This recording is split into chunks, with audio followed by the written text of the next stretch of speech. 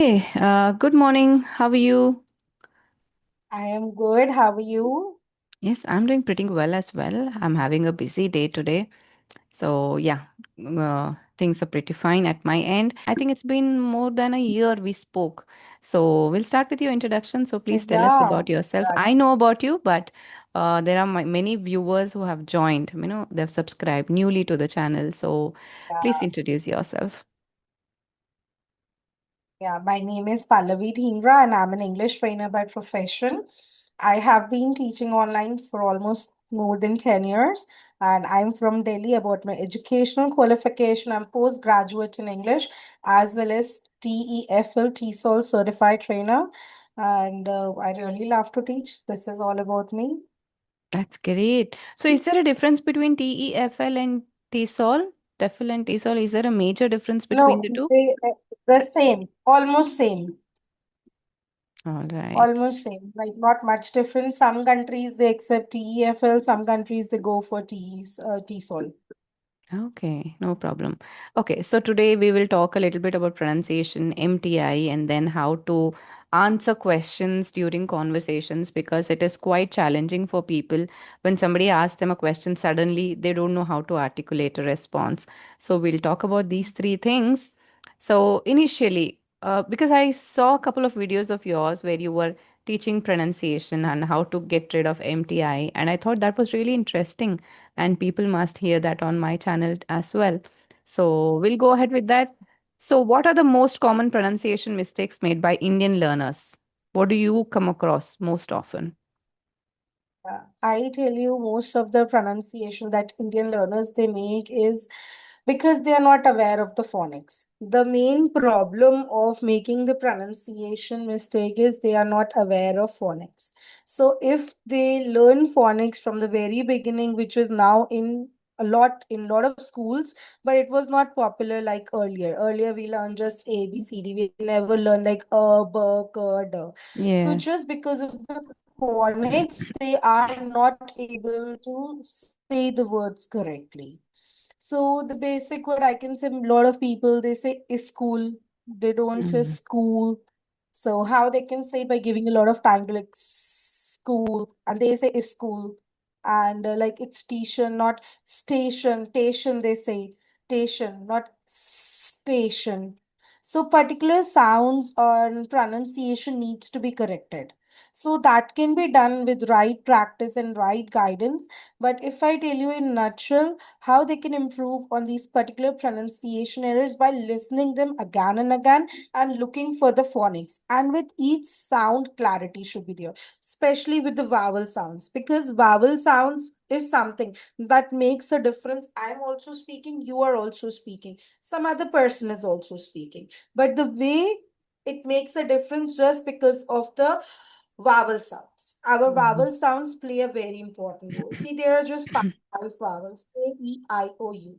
But with these five vowels, there are 20 sounds, which Mm, not many people. Just because of that, there is a difference. So one needs to practice that, and with particular pronunciation words they do the error, they can just jot down and then look for the phonetics for it and practice, and surely it can be worked on, rather than thinking, oh, we learn need to learn everything from the scratch, because they don't have that kind of patience, and they even don't want to wait so long. So mm, just write down the particular words a person is making error, and then look for the pronunciation, look for phonetics, and say them correctly, especially the vowel sounds. Like many people, they say comfortable. So it's not comfortable, it's comfortable. So table anywhere comes in, we should say it as stable, comfortable. So like not manageable, manageable, and it is mhm, not break fast. So like I teach my students breakfast, like you want to come first in the class, so breakfast, not breakfast. So this is like how if one can focus on pronunciation and especially spelling. Some people, those who make spelling errors also, they also do pronunciation mistake. So mm, particular words I would suggest, that would be a smarter way to approach. I am very sure each learner would be making just 60 to 70 pronunciation errors. So they can write down those particular and just repeat them again and again rather than thinking I should learn whole. That would be a really challenging task. Yes, you should be aware of what pronunciation mistakes you are making. I think you will get that awareness the more you keep listening to good speakers. Then you will get that awareness. You will realize where you're going wrong. So just write down those words and listen to them repeatedly and keep shadowing or telling them the right pronunciation. On Google, you have the right pronunciation in different accents, American, British, and even Indian accent. So whatever you like, just put it on and keep repeating after it. I think that's how they can fix it. And they have to write it down, as you just mentioned. It's mandatory, write it down and then keep practicing. And it also happens that you are used to pronounce that word that way. So individually, when you pronounce the words, you seem all right. But again, when it comes into your speech, I think it will take a lot of time for you to incorporate the right pronunciation. The more you practice, I think it will come the more to you. And that's the reason I think nowadays phonetics is becoming so famous, isn't it? It wasn't there when I was learning, but nowadays it's like phonetics classes for summer classes. There's so much stress given to phonetics these Yeah, days. they are like jolly phonics classes are there. Jolly phonics classes, and parents focus a more lot on pronunciation. Recently I have a student from Singapore. He's in class 7 and still his mother let me join for phonics because she says his phonics is not clear, so he's making spelling errors. See, in class 7, staying there in Singapore. He is an NRI student, but still. So parents give a lot of focus on phonetics and it helps him to improve their spellings.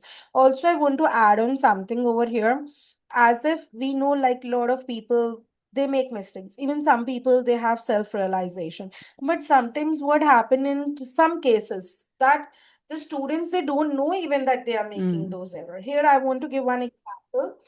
I had a student, this is like recent, just 6, 7 months back. I had a student from Canada, and she already took classes for IELTS like 4 years back. And then, when you have to apply for PR, you need Mm. to give IELTS again. Yes. So she approached me and she was taking classes for it. And then one day I gave her a speaking topic. It's a module in IELTS. Mm. So she was just speaking, and then she said, I live in this street. I said, what is street? She says, Mom, I live in this street. And I keep on asking, and she said 3 to 4 times street. I said, but it's not street. I even asked her the spelling. She said it. I just then let her know that it is street, street. And she said that she was so amazed that I'm living over here for so many years. I'm 27. Since my childhood, I'm speaking like this. Here in Canada, also, I'm there for 4 years and I'm working side by side by studying. But nobody told me ever that it is Oh, street, not street. So sometimes we don't get the awareness. Not everybody wants to correct us. No stranger. Nowadays, we are yes. so busy that we don't have time to correct anybody. So she was so amazed at that time that I, like in 27 years, for the very first time, I come to know she's actually from Punjab. So, we get that Punjabi accent in our English. So this happens with a lot of learners that sometimes they're not even aware of that they are making mistake. So awareness is also very important. And for that, I always suggest right guidance matters a lot. It does, definitely, yes. And what is the difference between pronunciation and MTI? I think MTI doesn't count under pronunciation. I think it is a part of pronunciation. So if you could clarify. Yeah, see, pronunciation is the way we pronounce the word. Like I say, rather than is school, you are saying you should say it as school. And MTI means you are just translating directly from your mother language few words. For example, in Hindi we say light khol do. So in English, many people say open the light. But open the light is what? You're not going to opening the light. It should be like turn on the light. So Mm. this is like MTI, translating direct sentences from your mother language in English. And many people they say like, "आपका शुभ नाम क्या है? What is your good name?" It's absolutely incorrect. The name cannot be good or bad. So just what's your name? And few more example. I'm having two brothers. Having means you are taking anything inside you. So it should be I have two brothers. So these are few examples. Also, like this one error a lot of people do. Give me a one pen. So they say a and one both together. So it should be give me a pen, not a and one. So these are few of the things that people do the errors. And some more adding on to it, like what is I can say, what is your name? I already told you. Then I am going to my home. So I am going home, not I'm going to my home. Like she is more smarter. So she is smarter. So these direct translations from the mother language to English, these comes under MTI. Yeah, I can hear you Yes. now. That's great for clarifying between pronunciation and MTI. And many people from the north, especially, I have heard this a lot, and they get confused between the pronunciation of sir and sure. I'm sure you have come across this as well. Mhm. They cannot differentiate and they cannot pronounce sure or sir. They interchange those two. So, is that MTI or is it a pronunciation mistake? This is a pronunciation mistake, as well as we just include under a bit of MTI. As you already mentioned, MTI is a part of pronunciation. Hmm. Yes. And So they need to work on this. Mhm. yes, and many people have this Yeah, you were problem. saying something. So, do you have? I heard of that specific activity that you do for people to get rid of, to differentiate between sir and sure. Sure. So, what should be? I mean, please tell me the practice again. These days, recently, when I'm starting doing conversation for at least two times, I've already told, let me tell you also. See, I tell you, sir means like whenever S comes in, sir, son, sir. So how they have to do, they have to just join their teeth and produce the hissing sound of a snake like this. So just the hissing sound, not like this. This is a wrong practice. Like in Hindi, our culture, we say, oh, and it stopped naturally.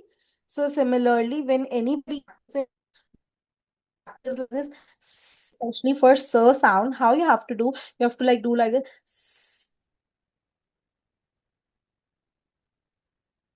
The hissing sound of a snake, and it should stop naturally. You should not practice like this. Oh. That's a wrong way.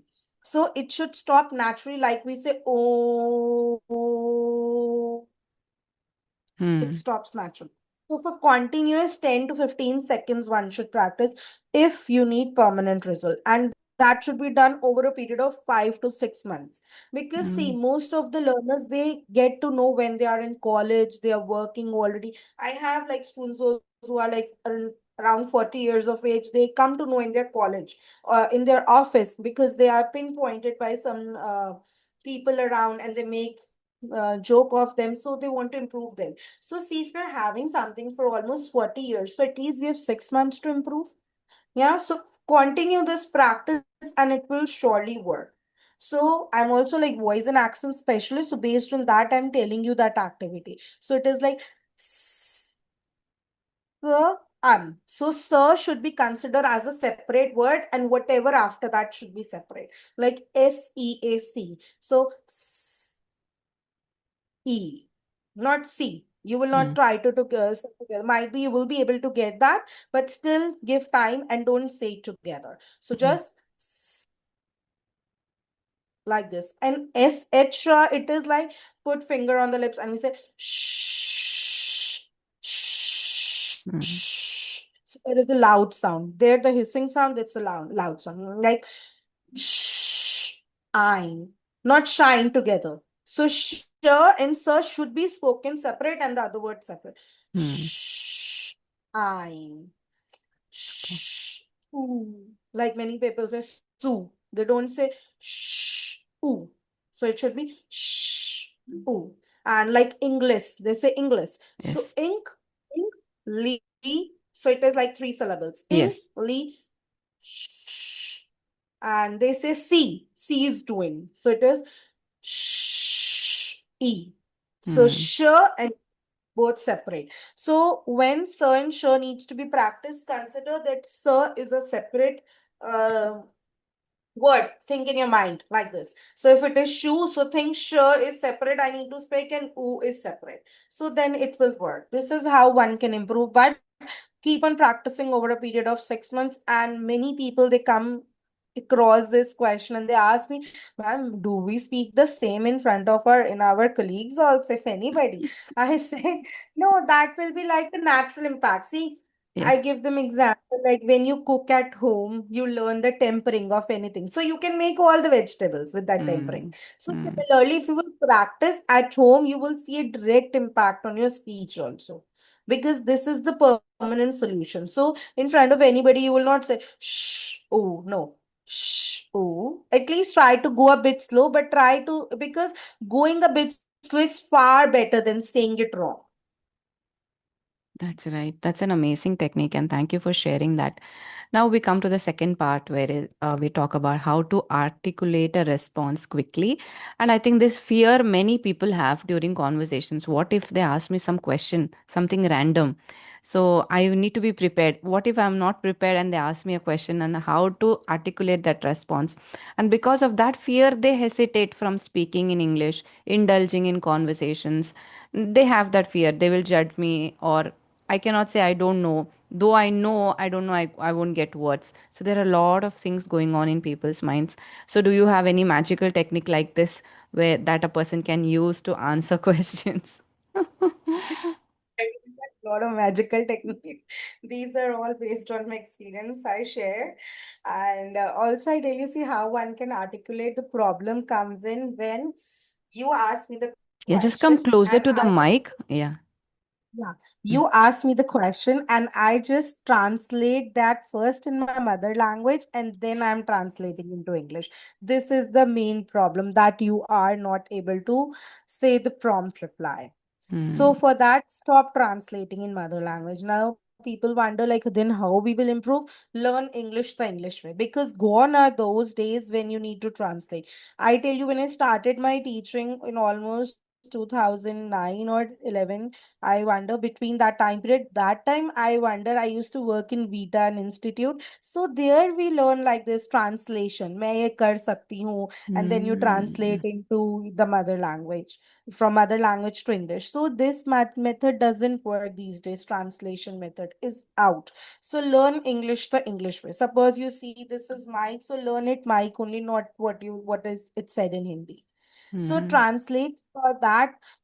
There is again a process. First of all, in your surrounding, start naming the things in English and then start putting them into sentences. That's a process which works. First, naming the things, then start making the sentences, and also learn ready to use sentences, because you don't know right grammar. And I don't wonder, like, to speak English you need the right grammar in the beginning. Yes, grammar is important, but even with the right grammar you can begin for the kickstart. So learn ready to use sentences. There's so many things nowadays available online. So learn ready to use sentence structure and make your own sentences with them, so that will give you a lot of clarity. Because once you will do the homework, you will be practicing, so you will see the change in the way the person is speaking. And suppose if you have to talk to your boss and then you wonder, so do the homework, practice at home, what could be the questions the boss can ask, so rather than just giving the test over there. And especially I hear these days many mothers, they are learning English for the kids to learn at PTM. So do the homework, like prepare like what kind of questions the teacher asks, what I should ask. So prepare that, then you won't stop in between, or you won't show yourself that I don't know the things. And learn something like this. I don't think so. A sentence starter. I agree Mm. with you. I think we should try again. Or it depends on the situation. In my opinion, this is right. So these are few sentence structures one can learn and then make and put it in your own way, the way you will be using. So if you will do a bit of homework, surely it's going to work. Yes, and learn chunks. That's what you said, right? Learn it in chunks Yes. rather than by hearting the sentence. If you like learn the chunks, you associate it with different words, or you can Yeah. shape it according to the conversation. So I think that will come with practice. You need to keep practicing if you already know what is going to be asked. But again, I think randomly, if some topic comes up or if some question comes up, I think there's the prep technique. I think they can use that also. But you have to practice that. It is not that in the situation they're asking you a question and then you go, okay, this is the point. I have to give reason next, then I have to give example next. So rather than doing that, I think if you keep practicing it like for 1 or 2 months, it will come automatically to you. It will become your style of speaking. That's true. I tell you, like, for the office going people, what happened when they appear in one interview and Mm. then the second interview comes in? So the improvement will not happen in the second interview in front of the interviewer. The improvement will happen between your first interview and your second interview time period. Mm. In that, what you practice. But many learners, what they do, they appear for first interview, then they go directly to the second interview and they say I'm not good enough. But what happened, where is the middle process? In that middle process the improvement happens, so you need to do the homework. Right, totally agree with you. Okay, so anything else you would like to add to the session or any questions from your end? I would just say that it was a lovely session connecting with you, and I'm also feeling happy these days to do a lot of conversation, connecting with people, and being regular. I wish I will be going same. And to the learners, I just say that there is no magical technique. You have to do the efforts. If you will not be doing the efforts, the things are not going to work at all. And be consistent at least for over a period of time rather than having short time span expectations. True, that's right. And I think there's one magical technique, and that is practice. And everybody knows Yeah, that. There's nothing other than that. Whatever it is, whatever you have to learn, you have to keep practicing it. Only then it will be that's good. possible. And English, it's just a language, right? So definitely anybody can master that. Yeah, that's correct. All right. Oh, So it was lovely meeting with you. yes, it was wonderful. Thank you so much for your time and joining me today. So have a good day. Bye bye. Yeah. Bye.